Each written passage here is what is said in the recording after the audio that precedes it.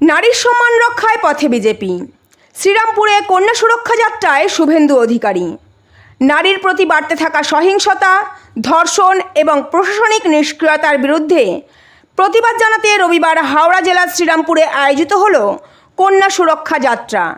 রাজ্যের বিরোধী দলনেতা শুভেন্দু অধিকারীর নেতৃত্বে এই যাত্রায় হাজারো মানুষ সামিল হন, যারা কণ্ঠে কণ্ঠ মিলিয়ে মেয়েদের নিরাপত্তার দাবিতে আওয়াজ তোলেন।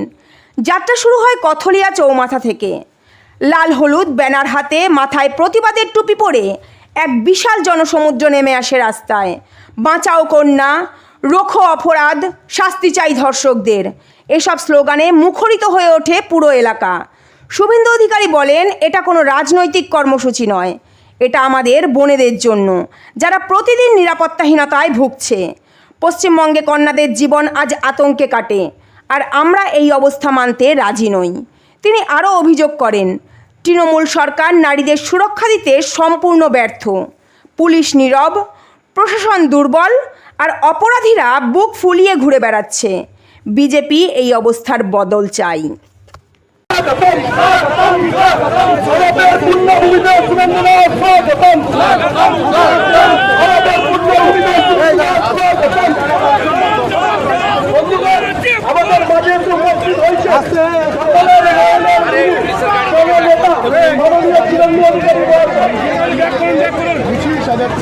কন্যা সুরক্ষা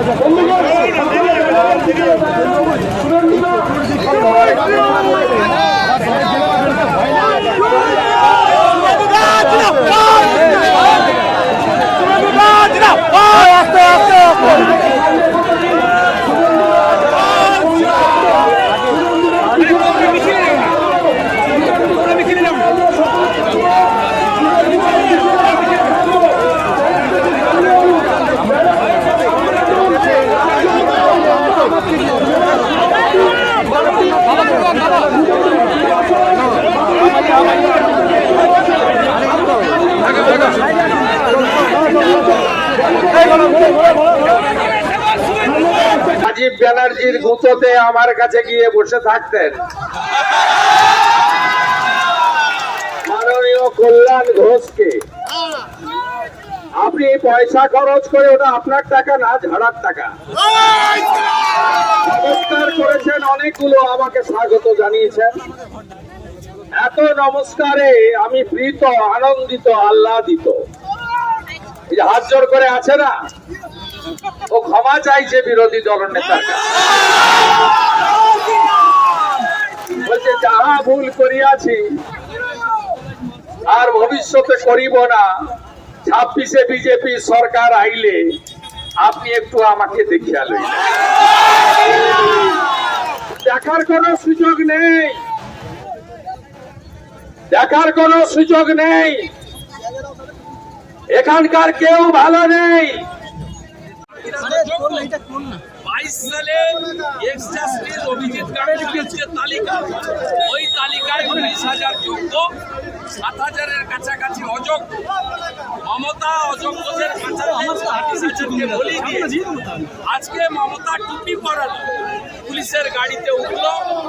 এই যে 5,000-8,000 ছেলে মেয়ে এসেছিল, লড়াইয়ের জেদ নিয়ে আন্দোলনকে ধ্বংস করলো এবং নাকের বদলে নরুন নিয়ে বাড়ি। এলাকায় গিয়ে কন্যা সুরক্ষা যাত্রা করতে হচ্ছে। এই লড়াই আমাদের চালাতে হবে।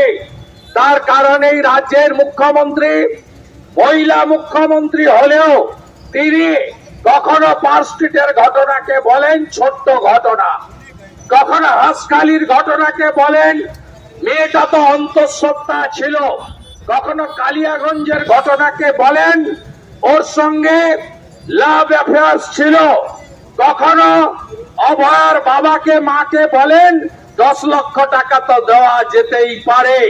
এই হচ্ছে ইনার মানসিকতা। শুধুমাত্র হিন্দু বাড়ির কন্যারা নয়, বোন দিদি নয়, যারা বিরোধী দল করেন সেই মুসলিমদের বাড়ির ছোট্ট